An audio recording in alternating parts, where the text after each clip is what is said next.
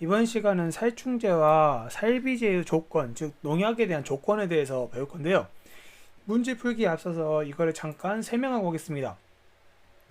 살충제의 구비 조건과 살비제의 구비 조건인데요. 비슷하지만 조금씩 다릅니다. 만약에 문제를 낸다고 하면은 이 부분 같은 경우는 책에 언급이 돼 있으므로 문제가 나올 확률이 높다고 할 수 있겠습니다. 살충제의 구비 조건에는요. 첫째로 적은 양으로도 효과가 있어야 한다. 대상 수목과 인축에서는 안정성이 보장되어야 한다. 물리성이 양호하고 품질이 균일해야 한다. 라는 것이 있고요. 넷째, 다른 약재와 혼용이 가능하다. 이거 아주 중요합니다. 살비제의 꼽사리 껴서 나올 수 있는 확률이 굉장히 높아요. 5번, 저렴하고 사용이 간편해야 한다. 장기간 보관이 가능해야 한다. 대량 생산이 가능해야 된다. 이러한 점이 살충제의 구비 조건이 되겠습니다. 살충제가 갖추어야 할 조건이 되겠고요. 그 다음으로 살비제입니다.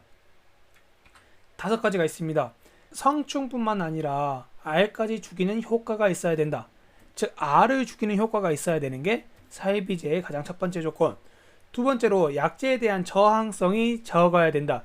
왜냐면은 살비제 같은 경우는 응애 자체가 저항성이 굉장히 큰 해충 중에 하나입니다.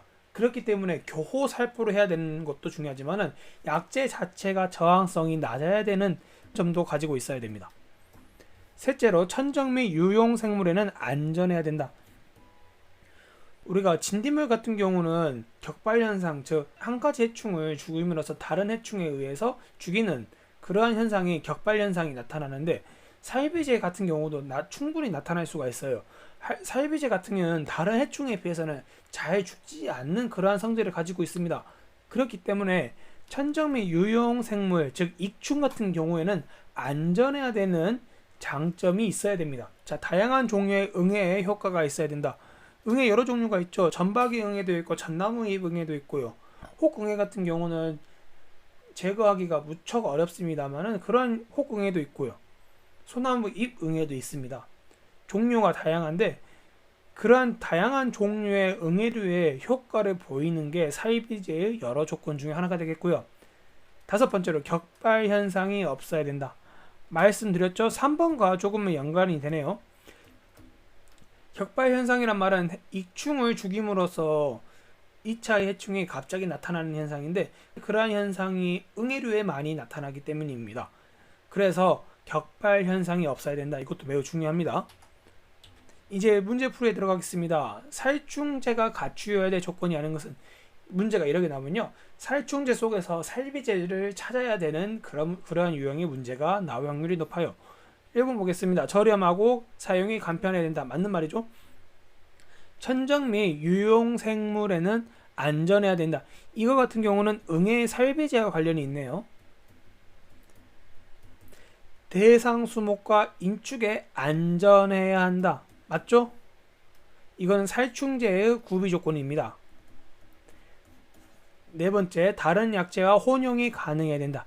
맞습니다. 이것도 역시 살충제의 효과입니다. 조금 보시면은 살충제와 혼용이 가능했는데 이거 응애약 그래야 되는 거 아니야? 현장에서는 그렇게 쓰니까 어떻게 보면 응애약도. 그러나 원칙적으로는 응애약은 섞어 쓰면 안 됩니다. 왜냐면은 응애에 대한 살충력을 높이기 위해서 다른 약재와 혼용하는 게 조금은 어렵습니다. 앞으로는 그러한 혼용 약재가 개발이 되겠지만은 지금 저희들이 공부를 하실 때는요. 응애류 같은 약은 혼용 살포하는 게 조금 어렵기 때문에 4번 같은 문항 설명은 살충제에 대한 설명이라는 걸 알고 가셔야 돼요. 이 부분 많이 헷갈리시죠? 그렇기 때문에 앞서 말씀드렸던 살충제의 구비 조건과 살비제의 구비 조건을 꼭 알아두시고 문제를 풀어보셨으면 좋겠습니다. 보겠습니다. 살충제가 갖추어야 될 조건 똑같은 문제네요. 자, 물리성이 양호하고 품질이 균일해야 된다. 이건 맞는 말이죠. 살충제고요. 약재에 대한 저항성이 적어야 된다. 맞습니다. 응애 같은 경우는 약재에 대한 저항성이 높게 나타나기 때문에 교호 살포를 해야 되지만 그것과 마찬가지로 약재 그 자체가 저항성이 낮아야 된다는 그러한 장점이 있어야겠죠. 장기간 보관해야 된다. 이거는 살충제에 대한 설명이죠. 대량 생산이 가능해야 된다. 이것도 역시 살충제에 대한 설명이고요. 그래서 답은 2번이 되겠습니다. 살비제가 갖추어야 할 조건이 아닌 것은, 이번엔 살비제네요. 격발 현상이 없어야 된다. 이건 맞는 말이죠. 살비제고요. 알까지 죽이는 효과 당연히 있어야 됩니다. 살비제 맞고요. 약제에 대한 저항성이 작아야 된다. 이것도 역시 맞습니다. 그러나 다른 약제와 혼용이 가능해야 된다. 이 부분은 제가 말씀드렸죠. 응애 같은 경우는 그거 자체만으로도 잡기 어려운 환경에 있기 때문에 그거 하나만 집중을 해야 된다. 그렇기 때문에 약을 혼용해서는 안 됩니다. 아직은. 그러나 차후로는 그러한 약도 개발이 되겠죠. 그래서 답은 4번이 되겠습니다. 살비제가 갖추어야 할 조건으로 아닌 것은 하고 물어봤습니다. 살비제의 조건과 아닌 것을 구분하면 되겠네요. 천적의 유용생물에는 안전해야 된다. 이거 살비제 조건 맞았죠? B. 그리고 다양한 종류의 응애 효과적이겠네. B 맞고요. 살비제. 격발 현상이 없어야 된다. 이것도 살비제죠. 적은 양으로도 방제 효과가 있어야 된다. 이 부분은 살충제에 대한 설명입니다. 그래서 정답은 4번이 되겠고요. 살비제가 갖추어야 될 조건이 아닌 것 보겠습니다. 천적 및 유용생물에는 안전해야 된다. 살비제 맞죠? 약제에 대한 저항성이 적어야 된다. 맞죠? 이것도 격발 현상이 적어야 된다. 맞습니다. 장기간 보관이 가능해야 된다. 이거는 살충제죠. 살비제가 갖추어야 될 조건. 천적 및 유용생물에는 안전해야 된다. 맞죠? 약제에 대한 저항성이 적어야 된다. 이것도 맞죠? 격발 현상이 적어야 된다. 맞는 말이고요. 대량 생산이 가능하다. 이 부분은 살충제에 대한 설명입니다. 살비제가 갖추어야 될 조건.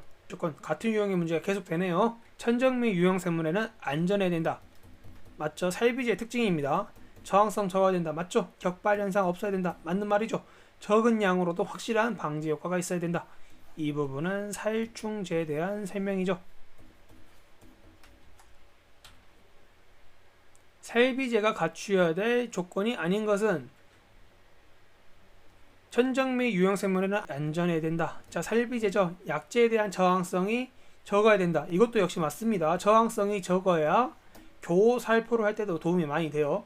격발 현상이 없어야 된다. 맞는 말이죠. 그러나 물리성이 양호하고 품질이 균일해야 하며 장기간에 저장이 가능해야 된다. 이것은 살충제에 대한 설명이죠. 따라서 답은 4번이 되겠습니다.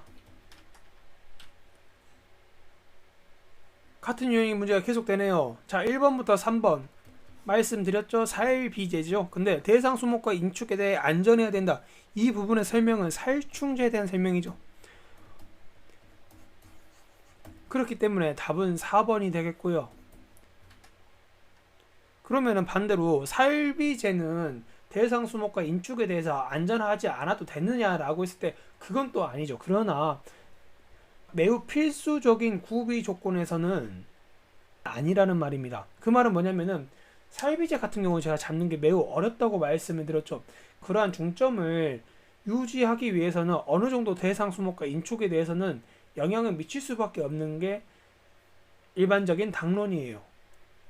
참 많이 아쉬운 부분이 하지만은 응애 약제가 많이 개발이 되면 이러한 부분도 보완이 될 거라고 저는 생각이 듭니다. 살비제가 갖춰야 돼. 똑같은 거 볼게요. 천적 및 유용생물에는 안전해야 된다. 맞죠? 약제에 대한 저항성이 적어야 된다. 맞죠? 격발 현상이 일어나면 안 되군요. 안 되기 때문에요. 그러나 다른 약제와 혼용이 가능하다. 아직은 어렵다. 무엇이요? 살비제가. 이 부분은 살충제에 대한 설명이죠. 그래서 답은 4번이 되겠습니다.